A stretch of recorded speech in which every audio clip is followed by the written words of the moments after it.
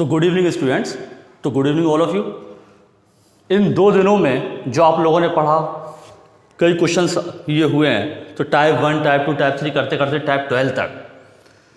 तो बेटा सबसे पहले कॉम्पिटिशन के लिए मस्ट कंपलसरी जो है, आपने एक चीज़ में गौर करी होगी, तो मैंने आपको कोई भी एक भी सिंगल फार्मूला इसके बारे में डिस्क्राइब नहीं करा है। कॉम्पिटिशन में सिलेक्ट होने के लिए सबसे पहले तो बेसिक चीज़ जो है आपके लिए है वो है कंसेप्ट। दूसरी एक चीज़, सबसे बड़ी मेन चीज़ ये है कि जब आप कोई भी क्वेश्चन करने बैठो तो केवल कंसेप्ट आपके दिमाग में क्लियर होना चाहिए क्वेश्चंस का, और बिल्कुल ये टेंशन फ्री होकर पढ़ना है, बिल्कुल मस्ती में पढ़ना है। बिल्कुल जैसे क्वेश्चन अपन सॉल्व कर रहे थे तो बीच बीच में से कभी कभी ऐसा होता था कि तुम लोग जैसे क्वेश्चन सॉल्व करते थे तो बहुत से बच्चों के कमेंट आते थे, तो उनसे सॉल्व नहीं हो पाते थे। तो बिल्कुल जो क्वेश्चन सॉल्व करोगे आप लोग बिल्कुल मस्ती में करना है, बिल्कुल कूल माइंड से, माइंड को बिल्कुल शांत रखना है। बिल्कुल सबसे पहले तो एक मेन चीज़ ये है। दूसरी बात ये है कि अभी तक जितना जो टाइप्स मैंने करवाए हैं, सॉल्व करवाए हैं, वो सारे के सारे क्वेश्चंस में अगर किसी को कोई डाउट हो, कोई प्रॉब्लम हो, तो वो आप लोग हमसे पूछ लेना। चलिए, आज जैसे जो है परसेंटेज का तो डे 3 है, और टाइप आई थिंक कि टाइप होने वाला है शायद 13 आज। तो टाइप 13 में किस तरह के क्वेश्चंस आएंगे? किसी शहर की पॉपुलेशन मान के चलो, सपोज करते हैं अपन 1000 है, और वो हर साल 4% के हिसाब से क्या हो रही है, बढ़ रही है, इंक्रीमेंट हो रहा है। तो जो 4 ऑप्शंस आपको वहाँ दिखाई देंगे, जो क्वेश्चंस वहाँ पर आपको एग्जाम में कोई भी आप सॉल्व करेंगे या फिर जो आपको क्वेश्चंस एग्जाम में आएगा, तो जो 4 ऑप्शंस आपको मिलेंगे, तो कॉमन सेंस की एक बात है कि वो जो नंबर्स होगा वो 1000 से ये कम होगा कि ज़्यादा होगा, ये आप लोगों को बता रहा है।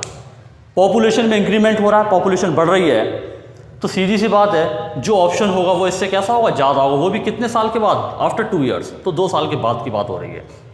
आज अभी जो हम क्वेश्चन करेंगे वो भी इस तरह का क्वेश्चन करने वाले हैं। टाइप 13 में जो क्वेश्चंस आप लोग, सबसे पहला क्वेश्चन आपके सामने ये दिख रहा होगा। क्वेश्चन सबसे पहले, एक शहर की जनसंख्या कितनी है? 15625। पॉपुलेशन कितनी है? 15625, 15,620। आफ्टर 2 ईयर्स, 2 साल के बाद पॉपुलेशन कितनी हो जाएगी? तो सीधी सी बात है बेटा, पॉपुलेशन जो होगी वो इससे ज़्यादा होगी।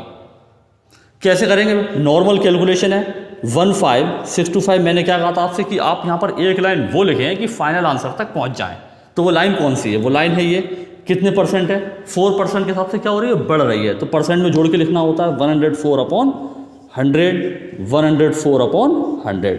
और दूसरी एक चीज़, सबसे बड़ी मेन बात ये है कि जो परसेंटेज का टॉपिक मैंने स्टार्ट करा था आप लोगों के लिए, तो मैंने क्या कहा था आपसे कि कोई भी क्वांटिटी अगर हमको बड़ी निकालना होती है तो नीचे छोटी वैल्यू, फ्रैक्शन का जो रूल होता है, क्वांटिटी आने वाली है आंसर में, वो इससे बड़ी आएगी छोटी आएगी? सभी लोग बताएंगे राइट? बिल्कुल सही, बहुत बढ़िया। कैसी आएगी? बड़ी आएगी। तो जब बड़ी वैल्यू आएगी तो नीचे वैल्यू कैसे रखेंगे? छोटी।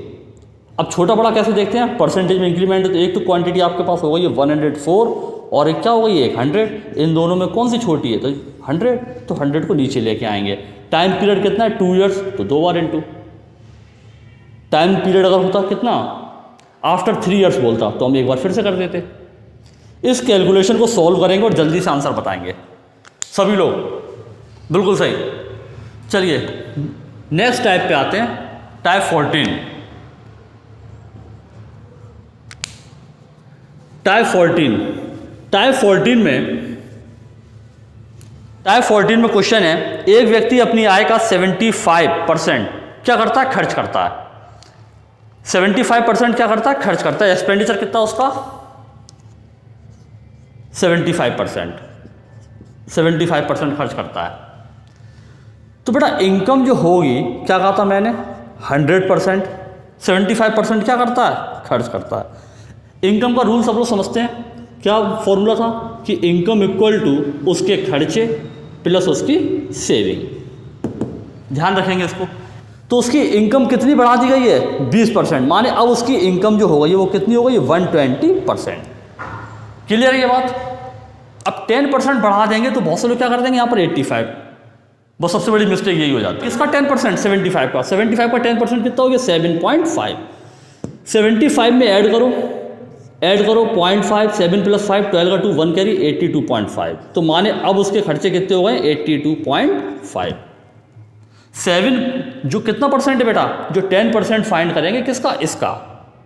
इसकी बचत निकालना माने सेविंग। पहले तो हमें इस कंडीशन में बताओ सेविंग कितनी होगी सभी लोग।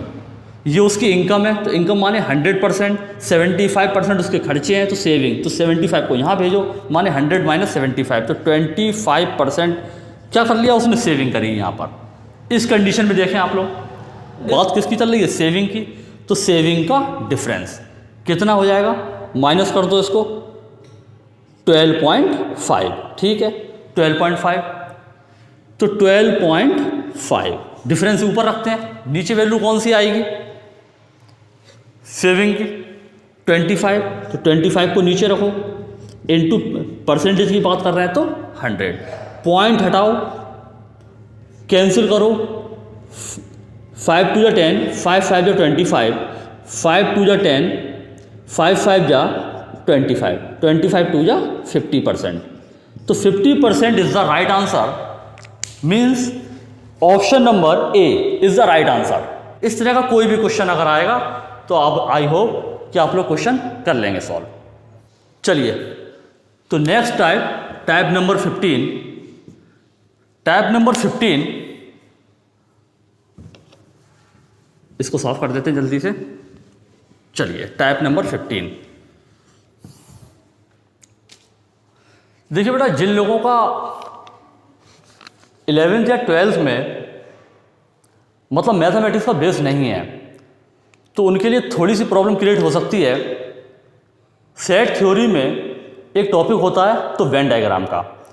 वेन डायग्राम की अगर नॉलेज है तो जो अब जो क्वेश्चन होने वाला आपके लिए या आपके सामने क्वेश्चन जो आएगा, तो वो क्वेश्चन को आप बहुत अच्छे से समझ सकते हैं। वेन डायग्राम, वेन डायग्राम के लिए बेटा जो नीचे डिस्क्रिप्शन में लिंक में एक वीडियो या हमारा वीडियो जो है सेट थ्योरी का, उसमें वो वीडियो आप लोग कंपलसरी होकर के देखें। वो वीडियो अगर आप लोग देखेंगे तो उसमें से वेन डायग्राम को अच्छे तरह से समझ लेंगे कि वेन डायग्राम बोलते किसको हैं अपन, कि क्या वेन डायग्राम होता है।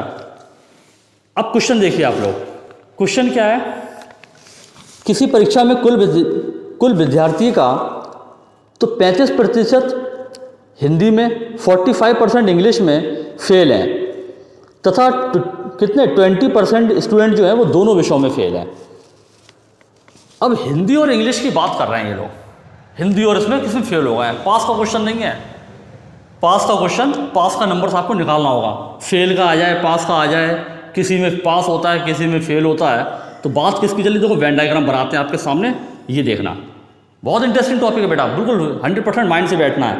तो ये हिंदी के लिए और ये इंग्लिश के लिए। ये हिस्सा जो बीच वाला है, जो ये पोर्शन जो आप देख रहे हो मिडिल पार्ट, बच्चे इस सर्किल के अंदर आएंगे वो बच्चे किसके होंगे, हिंदी के होंगे, और जो बच्चे इस सर्किल में आएंगे वो बच्चे किसके होंगे, इंग्लिश के बच्चे स्टूडेंट्स होंगे। अच्छा अब ये बताओ जरा, जो बच्चे यहाँ खड़े होंगे वो किसके होंगे, हिंदी और इंग्लिश कॉमन। तो 35% हिंदी में और इंग्लिश में 45% कैसे है ये, फेल है। तो 20% स्टूडेंट्स जो है वो हिंदी इंग्लिश दोनों में फेल है, माने पास का कोई नामो निशान नहीं है, आप लोगों को पास होना है। लेकिन चलिए, तो दोनों विषयों में पास होने वाले विद्यार्थियों की संख्या प्रतिशत में, तो दोनों ऐसे बच्चे निकालना है जो दोनों विषयों में पास हुए हैं, माने हिंदी में भी और इंग्लिश में भी दोनों में पास हुए हैं। तो सबसे पहले जो पूरा वेन डायग्राम जो शो करेगा, अब किसको शो करेगा, फेल को। ये अगर यही बात पास की होती तो पास की लिए करते अपन। तो दोनों विषयों में फेल होने वाले सबसे पहले बेटा किसको लिखेंगे, मिडिल पार्ट को। तो 20% स्टूडेंट ऐसे हैं जो हिंदी और इंग्लिश दोनों में फेल हो गए।